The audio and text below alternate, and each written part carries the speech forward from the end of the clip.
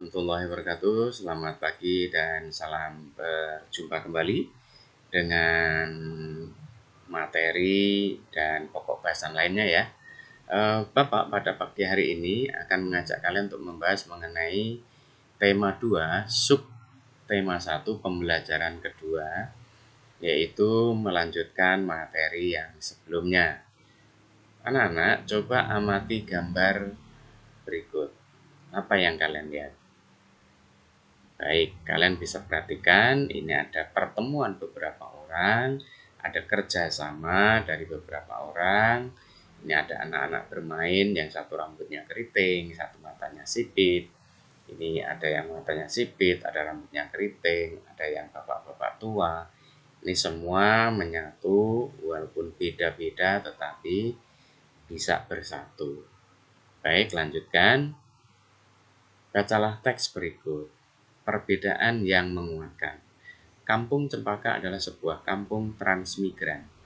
Warganya berasal dari berbagai daerah padat di Pulau Jawa. Hal itu menjadikan mereka berbeda suku maupun agama. Di Kampung Cempaka hiduplah 5 orang sahabat. Ada Asnah yang berdarah Sunda, Utami berdari Banyuwangi, Tony seorang anak etnis Tionghoa yang sebelumnya tinggal di Semarang, Wande dari suku Tengger di Jawa Timur, dan Marta anak yang seorang pendeta yang dahulu tinggal di Solo. Di Kampung Cempaka, rumah mereka bersebelahan dan mereka pergi ke sekolah yang sama. Itu sebabnya mereka sangat akrab, mereka suka bermain bersama dan sering menghabiskan waktu di rumah satu sama lain. Meskipun mereka berbeda suku, bersamaan begitu kental terlihat dalam keseharian mereka. Bersama anak-anak lain di Kampung Cempaka, mereka setiap hari Minggu berkumpul di balai utama kampung. Biasanya, selain berolahraga bersama, mereka juga kerap berkeliling ke rumah warga, membantu melakukan apa saja yang dibutuhkan warga. Kadang-kadang mereka membantu warga yang lanjut usia, sekedar membereskan rumah atau menyiapkan makanan. Sesekali mereka juga membantu orang tua yang sedang bekerja bakti membersihkan lingkungan. Dari Tony, mereka belajar menari barongsai. Lalu mereka ajarkan tarian itu kepada anak-anak sekampung. Sementara setiap tiba saat panen, Wandi dan keluarganya akan sibuk memimpin warga membuat tumpeng gedi, yaitu nasi khas dari daerah Tengger yang dibuat untuk mensyukuri berkah Tuhan dalam wujud panen raya. Sikap toleransi yang ditunjukkan kelima sahabat itu memang sekedar berupa hal-hal kecil. Hal kecil dalam keseharian itulah yang mencerminkan kehidupan Bhinneka Tunggal Ika di Kampung Cempaka yang kaya akan perbedaan. Mereka hidup damai, berdampingan, dan tulus saling menjaga. Perbedaan tidak menghalangi persatuan. Dengan bersatu, kita dapat melakukan banyak hal. Setelah mengamati gambar dan membaca teks tentang hidup rukun dalam perbedaan, tulis hal yang kamu ingin ketahui lebih lanjut dalam bentuk pertanyaan. Jadi setelah kalian selesai membaca teks ini tadi, kamu buat pertanyaan. Kalian buat pertanyaan ya. Buat pertanyaan yang kalian ingin ketahui dari teks bacaan tadi. Misalnya begini. Mengapa mereka bisa bersatu? Kenapa harus bersatu? Dan lain sebagainya. Kalian cari sesuai keinginanmu. Sekarang, rukun dalam perbedaan. Ini tuliskan tentang persatuan melalui hidup rukun dalam perbedaan pada bagian berikut. Apa perbedaan yang ada di dalam bacaan tadi? Bagaimana menyikapinya? Apa manfaat hidup rukun? Nah, ceritakan pengalamanmu tentang hidup rukun di sekolah atau di lingkunganmu sebagai penerapan persatuan.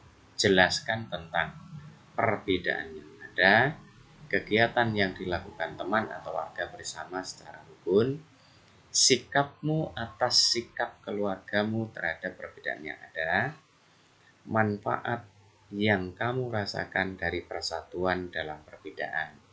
Ini kamu menceritakan, ya, kalian menceritakan perbedaan yang ada di sekeliling rumahmu, tempat tinggalmu, dan apa pendapatmu dan pendapat orang tuamu serta manfaatnya. Kalian tulis di buku catatanmu. Sekarang ayo beraksi atau berkreasi. Semangat persatuan bangsa Indonesia tercermin dalam seni budaya lokal. Salah satunya adalah melalui tarian. Banyak tarian di Indonesia yang menyerukan persatuan. Bacalah teks berikut dalam hati. Baik, Bapak akan bacakan lagi. Lego-lego. Tari adat Alor bermakna persatuan. Tari adat adalah salah satu kekayaan budaya yang disampaikan secara turun-temurun dari nenek moyang. Tarian adat kerap memiliki pesan dan makna yang luhur. Salah satunya adalah ada tari lego-lego dari Kabupaten Alor, Nusa Tenggara Timur, NTT. Tarian ini ditujukan untuk mengajak masyarakat bersatu membangun kampung dan negeri. Pada masing-masing kawasan di Kabupaten Alor terdapat gaya tari dan nyanyian yang berbeda-beda, namun formasinya tetap sama, yakni lingkaran. Masing-masing nyanyian dan pantun yang diungkapkan saat menari memiliki arti serta harapan yang berbeda. Beberapa literatur menyatakan bahwa tarian ini sempat menjadi tari perang. Sekarang tarian ini lebih sering digunakan untuk menyambut tamu. Tamu disambut oleh masyarakat yang dituakan, lalu diajak menuju sebuah pohon besar yang rindang dengan beberapa warga perempuan yang berpegangan, salah satunya atau tangannya mengelilingi pohon. Tamu dipersilakan untuk ikut serta dalam tarian tersebut dengan gerakan kaki yang diatur sedemikian rupa. Nah, kalian baca seterusnya, kemudian nanti kalian cari apa makna dari tarian lego-lego ini. Posisi dalam menari perlu diperhatikan oleh seorang penari. Pengaturan posisi ini disebut dengan pola lantai. Jadi pola lantai itu posisi dalam menari. Seorang penari harus memperhatikan perpindahan pergerakan dan pergeseran posisi saat menari. Pola lantai adalah pola denah yang harus dikuasai oleh seorang penari dan berfungsi untuk membuat posisi dalam sebuah ruangan, terutama ruang gerak menari.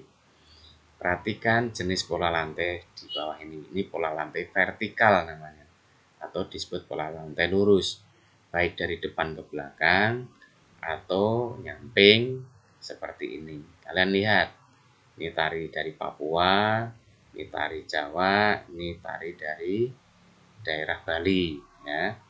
Kemudian kalian lihat pola lantai diagonal. Diagonal ini berbaris menyudut dari kanan atau ke kiri. Lihat, ini diagonal namanya, melengkung, ya. Ini contohnya tari gending Sriwijaya dari Sumatera Selatan. Yang ini pola lantai garis melengkung. Ini membentuk lingkaran. Tari rakyat dan tari tradisional banyak menggunakan pola ini, ya. Jadi tari melengkung ini, pola garis melengkung ini banyak dipakai untuk tari tradisional. Contohnya tari Mak Badang dari Toraja, Sulawesi Selatan, dan tari Randai dari Sumatera Barat. Lalu temukan tari daerahmu. Di daerahmu ada tari apa saja, pola lantainya seperti apa. Praktekkan pola lantai tarian bersama kelompokmu. Ini nanti akan kita praktekkan ketika sudah masuk sekolah, ya. Mudah-mudahan kita segera masuk sekolah. Dan tolong pelajari tarian ini, pilih nanti salah satu tariannya. Biasanya ini digunakan untuk ujian praktek, ya. Jadi kalian harus mencobanya. Baik, itu yang bisa Bapak sampaikan. Mudah-mudahan kalian bisa mempraktekkan dan sukses selalu untuk kalian. Assalamualaikum warahmatullahi wabarakatuh.